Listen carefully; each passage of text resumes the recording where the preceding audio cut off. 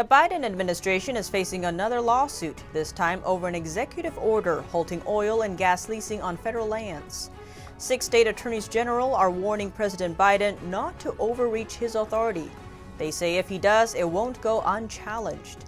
And about Wall Street, GameStop and AMC shares are soaring, hitting record highs. Even Tesla CEO Elon Musk weighed in. What's up with that? Tune in to Deep Dive as we explore these topics and more.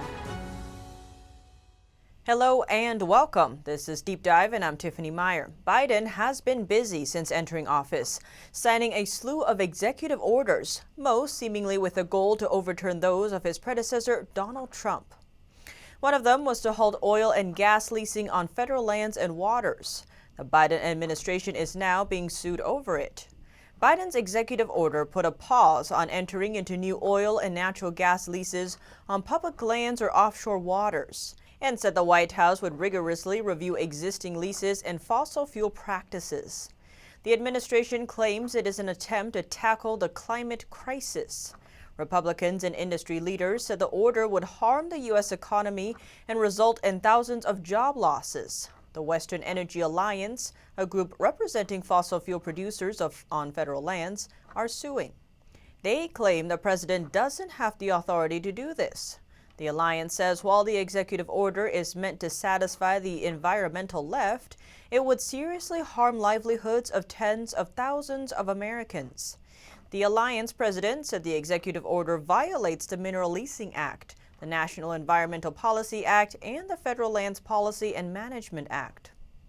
The lawsuit alleges that the administration's suspension of the federal oil and gas leasing program is an unsupported and unnecessary action that is inconsistent with the secretary's statutory obligations and is both arbitrary and capricious. The Interior Department stated the pause won't impact existing operations or permits for valid existing leases, which are continuing to be reviewed and approved. Republicans in Congress, meanwhile, have signaled they will work to stop Biden's agenda. It's not just the gas and oil industry that would lose jobs. According to the former chief official of the U.S. Customs and Border Protection, President Biden's halt to building the border wall will mean a loss of some 5,000 construction jobs. Customs and Border Protection have now suspended construction of the wall on the southern border. CBP confirmed the halt in a statement to Fox News. President Biden signed the stop work order on his first day in office. Mark Morgan, a former CBP top official, said on top of the 5,000 construction jobs, others will also lose out. He mentioned suppliers of the steel, concrete, and technology used in the build. Congress recently appropriated $1.4 billion towards the wall in the 2021 National Defense Authorization Bill. Morgan told Breitbart that workers were counting on being paid for further construction, and now that was gone.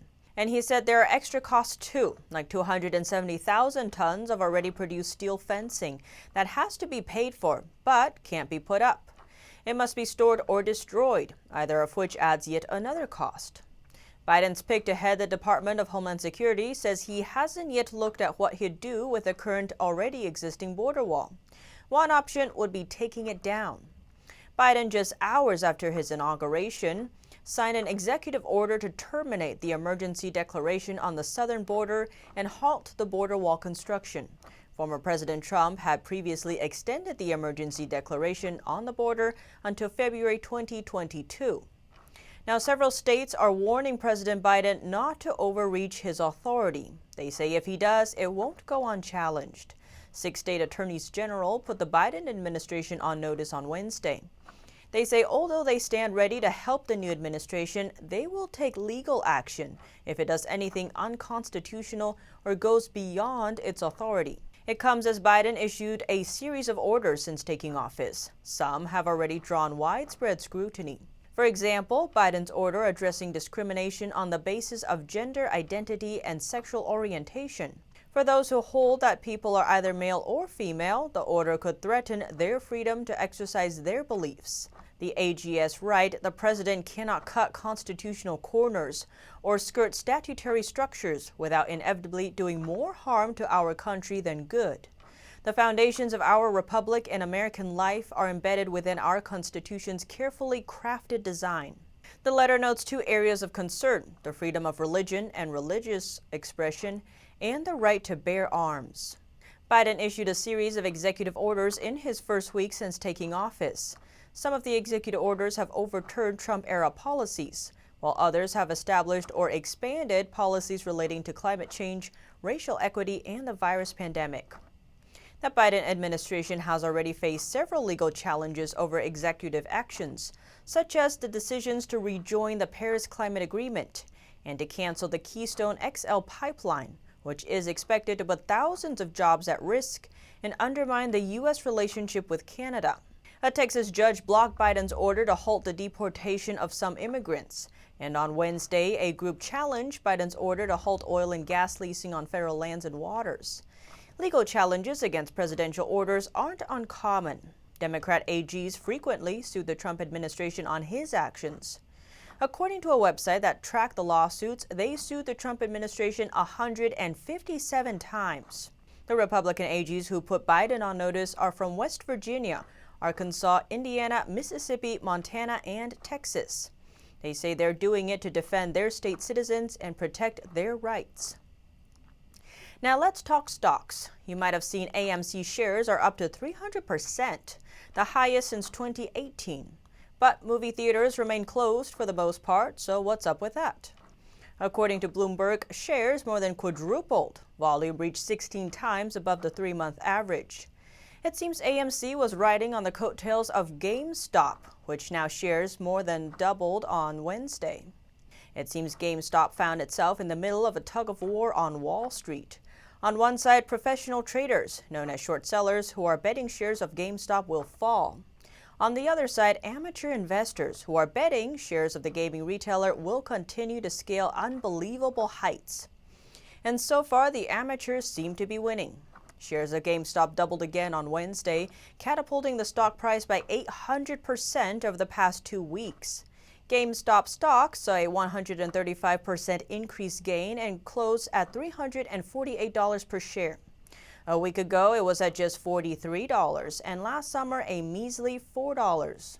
What is GameStop? It's a video game and electronics store founded in 1984, a year before Blockbuster.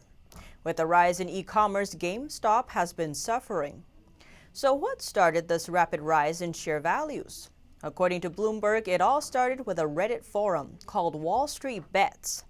A Reddit user last year created a thread arguing that since GameStop was underpriced by the market, if it goes bankrupt, there's a way to make money off it. Bloomberg reports the idea was to punish short sellers, for the average Joe to go up against the Wall Street suits. It started out as a joke, but turned serious.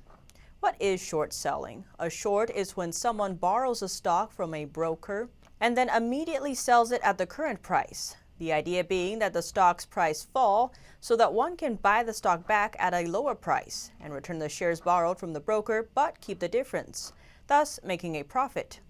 So why the rise in amateur investing? There's a few theories here too.